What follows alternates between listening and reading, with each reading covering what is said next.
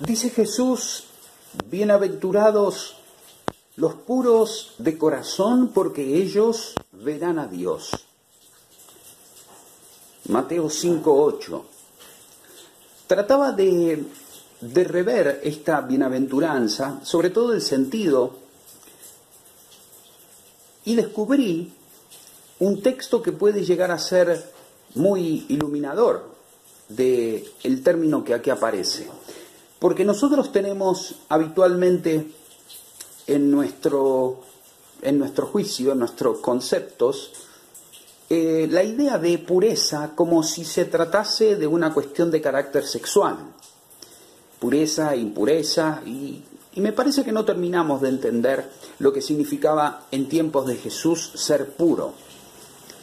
Voy a decir de vuelta la bienaventuranza, la voy a pronunciar literalmente. Dice, bienaventurados los puros en el corazón, porque ellos a Dios verán. Bienaventurados los puros en el corazón. Recordarán que en Mateo 5:3 la primera bienaventuranza de Mateo es bienaventurados los pobres en el espíritu, que se podía traducir como los pobres, los que tienen actitud de pobre, aquellos que tienen el corazón de pobre. Bueno, acá figura la palabra directamente corazón, como la sede de los pensamientos, como la sede de las intenciones, no solamente de las emociones, como se cree por ahí hoy. Entonces, bienaventurados los que tienen puro el corazón, o los puros en el corazón, son aquellos que tienen el corazón sin mancha, aquellos que tienen el corazón, los pecados, la mente, la actitud vital, su carácter orientado hacia Dios, porque a Dios verán. ¿Por qué verán a Dios? Porque ya de alguna manera, al tener el corazón puro, tienen el corazón sintonizado con Dios. Entonces, a propósito de la pureza, no me parece mejor que recorrer el capítulo 7 del Evangelio según San Marcos, donde justamente aparece una discusión sobre la pureza. A ver si entendemos un poquito más esto, lo que es tener un juicio, un prejuicio sobre la pureza, y cómo Jesús lo da vuelta y le da el verdadero sentido de la pureza, de donde después podremos entender más esta bienaventuranza. Dice el capítulo 7, se juntaron a Jesús los fariseos y algunos de los escribas que habían venido de Jerusalén, los cuales, viendo a algunos de los discípulos de Jesús comer pan con manos inmundas, esto es, no lavadas, impuras, los condenaban, porque los fariseos y todos los judíos, aferrándose a la tradición de los ancianos, si muchas veces no se lavan las manos, no comen. Y volviendo de la plaza, si no se lavan, no comen. Y otras muchas cosas hay que tomaron para guardar, como los lavamientos de los vasos de beber y de los jarros y de los utensilios de metal y de los lechos, las camas.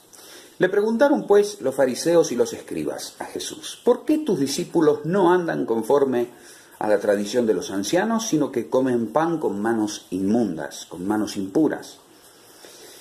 Jesús respondió, hipócritas, bien profetizó de ustedes Isaías, como está escrito. Allí viene la cita del Señor. Este pueblo de labios me honra, mas su corazón está lejos de mí. Pues en vano me honran, enseñando como doctrinas mandamientos de hombre. Porque dejando de lado el mandamiento de Dios, versículo 8, se aferran a la tradición de los hombres, los lavamientos de los jarros y de los vasos de beber, y hacen otras muchas cosas semejantes. Y les decía también, bien invalidan el mandamiento de Dios para guardar su tradición.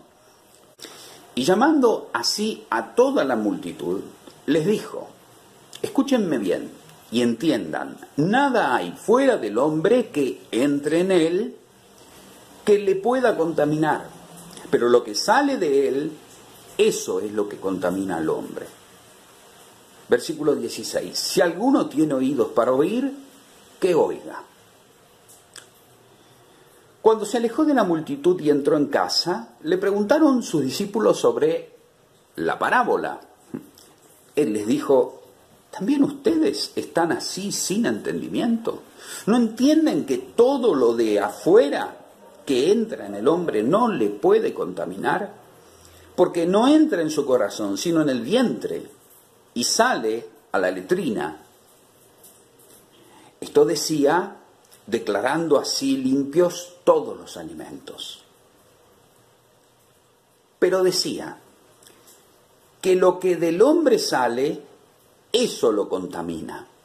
Porque de dentro del hombre salen los malos pensamientos, los adulterios, las fornicaciones, los homicidios, los hurtos, las avaricias, las maldades, el engaño, la lascivia, la envidia, la maledicencia, la soberbia, la insensatez.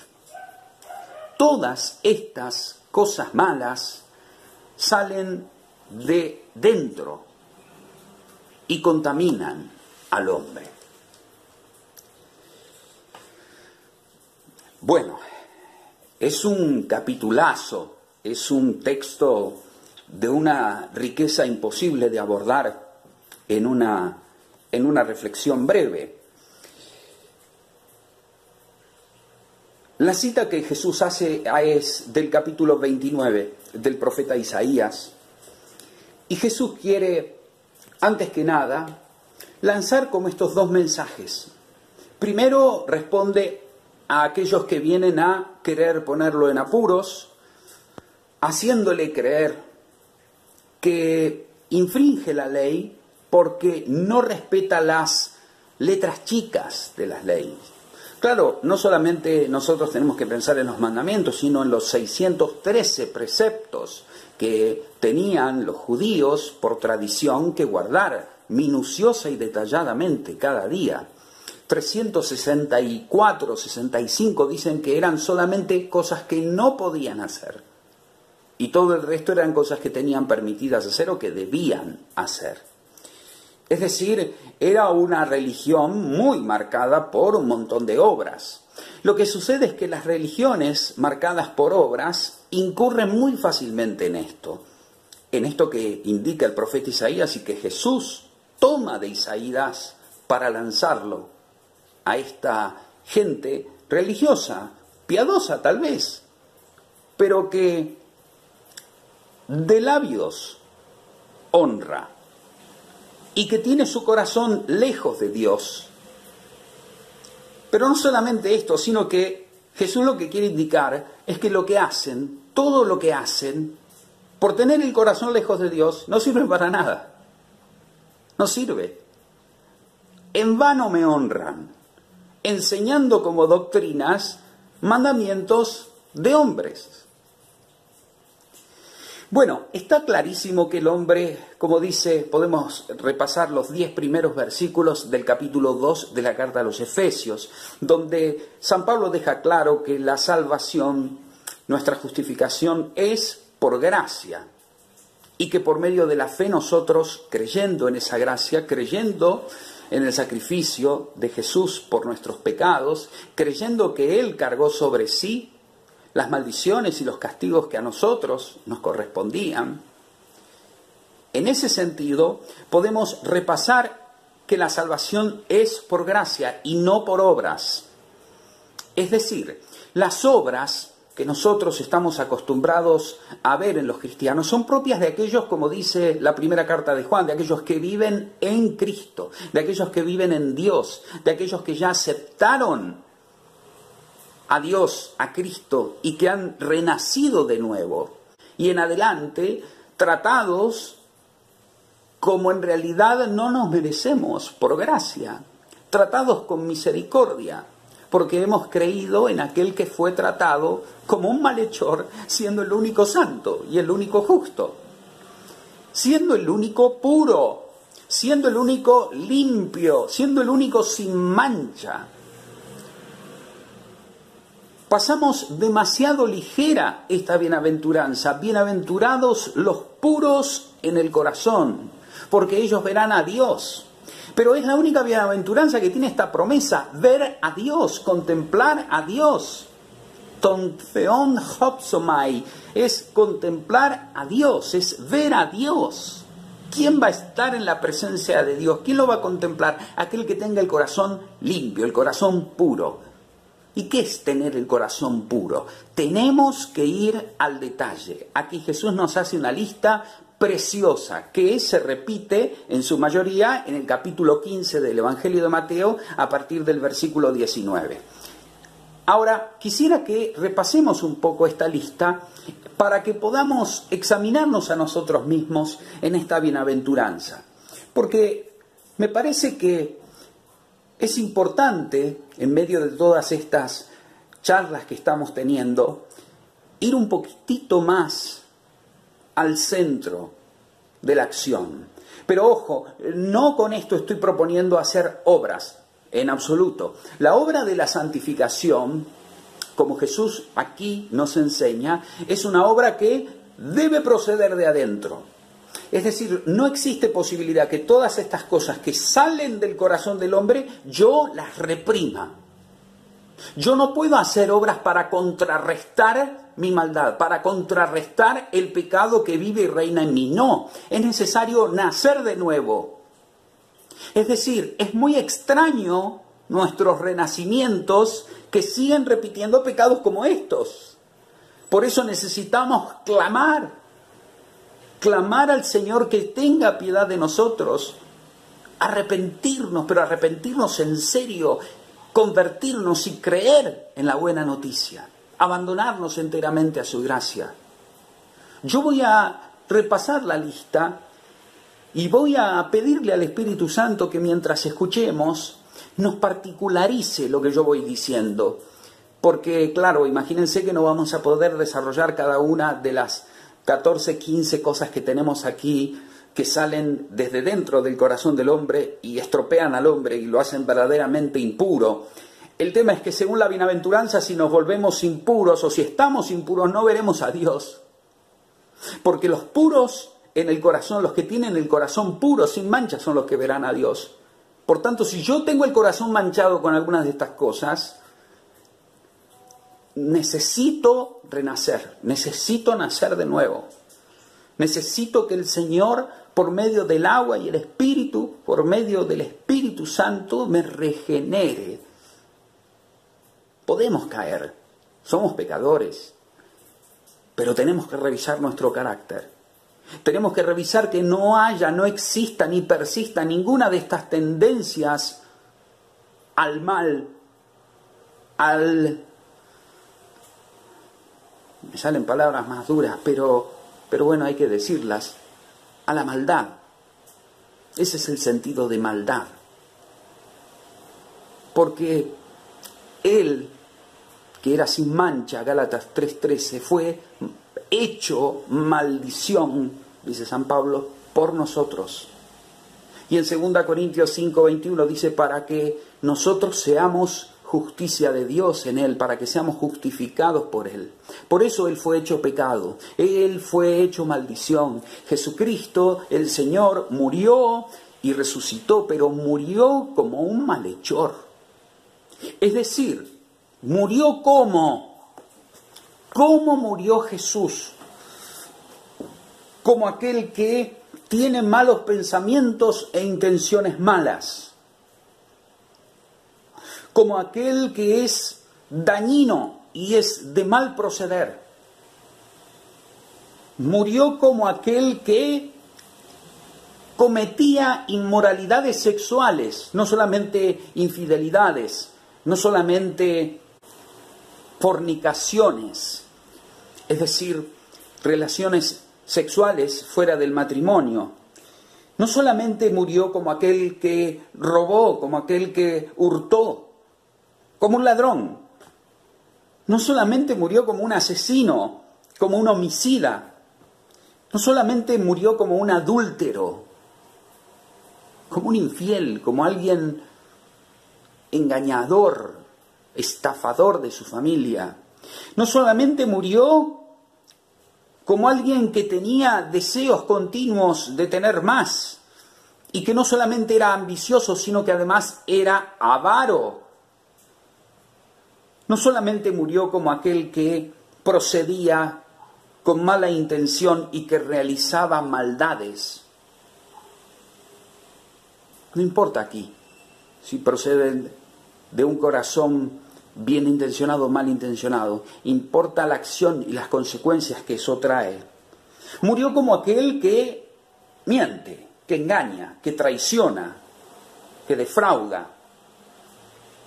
Murió como aquel que es un vicioso, una persona sensual, una persona libertina, una persona deshonesta, una persona lascivia. Eso quiere decir la palabra.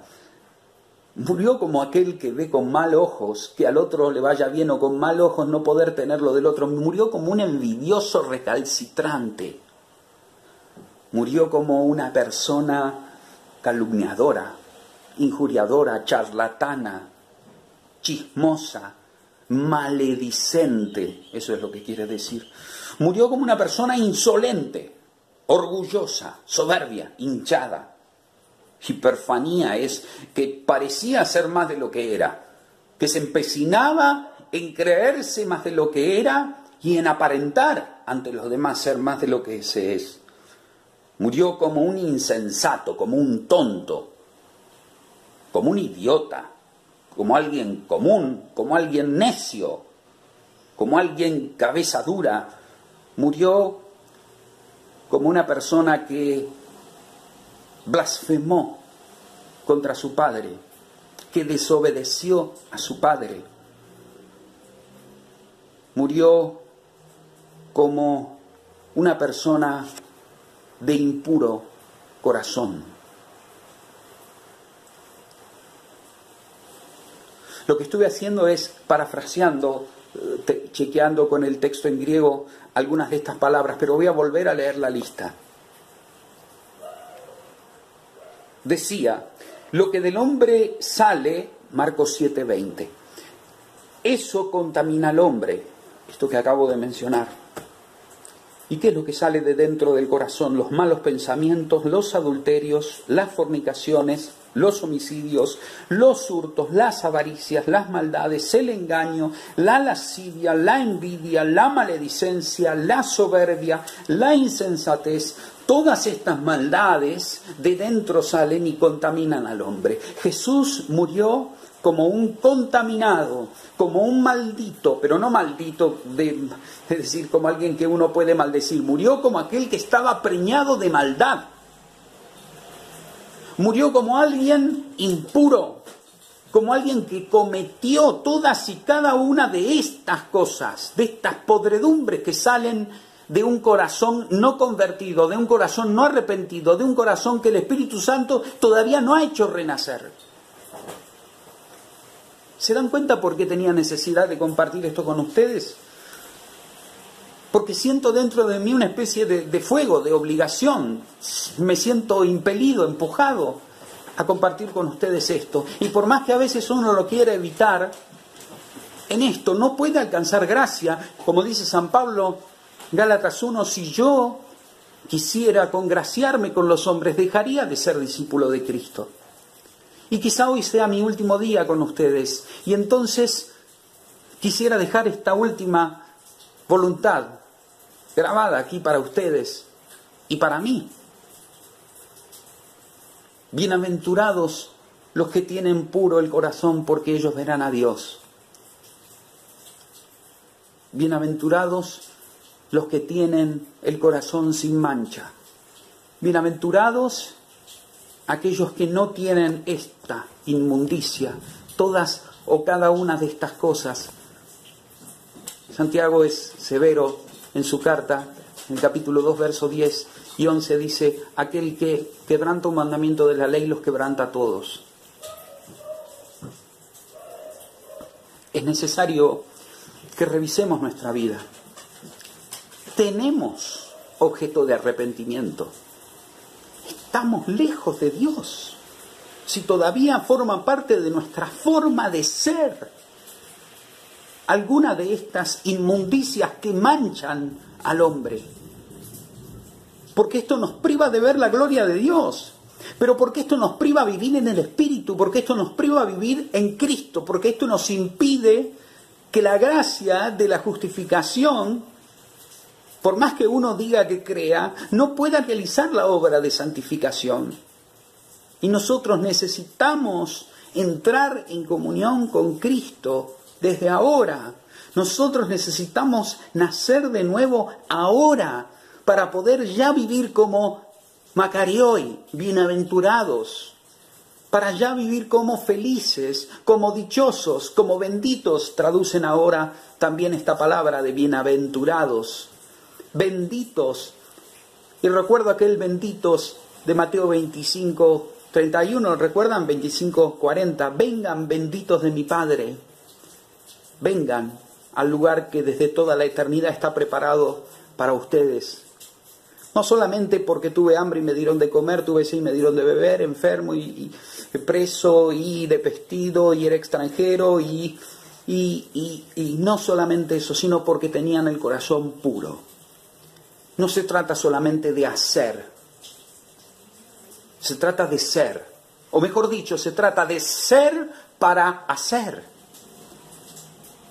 Bienaventurado el que tiene el corazón sin mancha, el que no tiene el corazón como si fuera una cloaca de donde sale toda esta inmundicia, toda esta caca. Porque si tenemos el corazón lleno de esta mierda, ¿cómo vamos a poder tratar de aspirar a contemplar el rostro de Dios? Solamente los puros de corazón verán a Dios. Y estoy hablando de ver a Dios. Estoy hablando de una eternidad contemplando al Creador de cielo y tierra, a nuestro Redentor, a nuestro hermoso Jesús Salvador. Aquel que decimos que queremos, aquel que decimos que seguimos, aquel que decimos que amamos, aquel que decimos que es lo más importante en la vida. Debemos darle nuestro corazón al Espíritu Santo para que el Espíritu Santo trate con él. Debemos ponernos a solas, cerrar nuestra pieza, cerrar los ojos, repasar esta lista. Recordala, Marcos 7, versículo 20, no sé la edición de la Biblia que tengas, pero buscala. O repasate estos sentidos que yo hacía aquí. Trata de pensar en esto. Necesitamos ser puros para contemplar a Dios. Pero no hay nada que podamos hacer para ser puros. Porque el que purifica es el Espíritu Santo. Y solamente lo puede hacer después de una buena conversión, de un verdadero arrepentimiento, de un verdadero sufrir el pecado cometido, de un verdadero contemplar la maldad de nuestras acciones, de un verdadero ver qué opuesto está nuestro comportamiento todavía a Dios y darnos cuenta, quizá tristemente, de que no hemos renacido de lo alto.